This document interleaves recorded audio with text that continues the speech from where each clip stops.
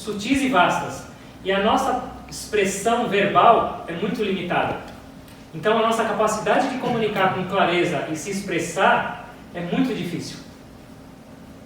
E tem uma outra coisa, um outro fator ainda também que torna os seres humanos ou as mentes humanas muito diferentes. Existe um aspecto chamado karma. Então, esses grandes seres, esses grandes mestres falam que a sua mente não veio agora de que você nasceu, ela já existia. Em cada existência esse corpo físico deixa de existir. Ele vai, no final. Mas a sua mente, com todas as experiências, segue. Ou seja, então, pensa, ou nessa existência ou em várias existências acumulando experiências completamente diferentes de uma pessoa. A nossa verdade é muito diferente da verdade do outro. Quando trabalhar nossas mentes, é natural que a gente vai encontrar conflitos em toda parte, porque a gente não vai conseguir se expressar, a gente vai enxergar por causa do nosso ego desregulado que a minha é a verdade e eu preciso impor. Eu não vou ter a compreensão, a capacidade de me colocar na situação do outro para compreender e tentar entender o ponto de vista dele por causa da cultura, da base ou do momento atual.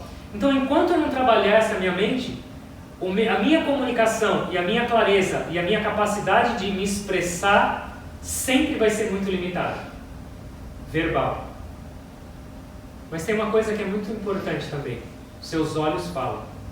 Seu rosto fala. Sua expressão corporal fala. E muitas vezes muito mais ainda do que a sua expressão verbal. Mas quem de nós tem a capacidade de observar e perceber isso? A gente está muito agitado. A nossa mente deixa a gente muito no denso. E o denso é muito limitado. A gente não tem realmente crescer ou se expressar como a gente gostaria. Então, o caminho da meditação vai expandir a sua capacidade de expressão. Não só verbal, mas com os outros sentidos também. A gente precisa transformar isso. Como consequência dessa interpretação que o senhor deu, posso pensar que cada mente vive um caminho solitário, então? Sim.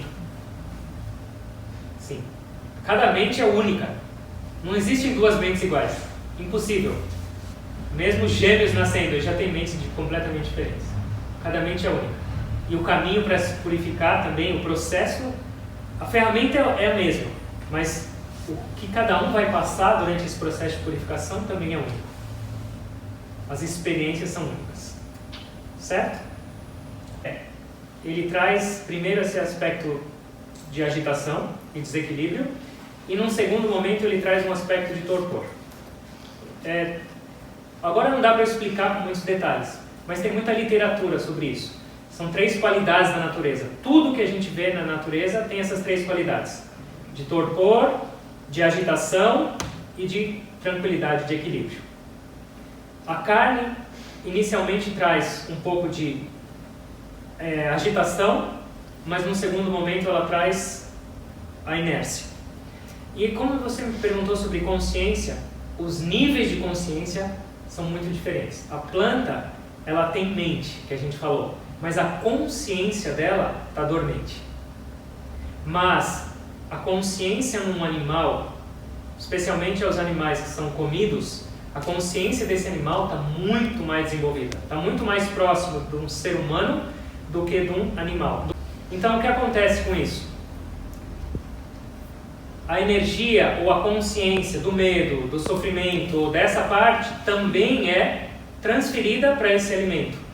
Então por isso que o alimento influencia a nossa mente. Não é só o alimento em si, como proteína, como vitamina, mas é também essas outras características energéticas que influenciam. Então, essa energia de medo, essa energia de pavor que é experienciado também está presente lá de uma maneira sutil.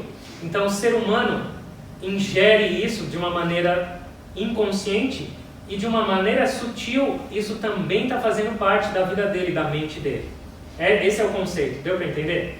E isso não é só referente à carne, mas se você vai num restaurante e o cozinheiro estava de mau humor, você vai comer o mau humor dele. Infelizmente né? Por isso que eu falo atenção para comer. É que alimento é tão vasto nessa área espiritual, algum dia a gente pode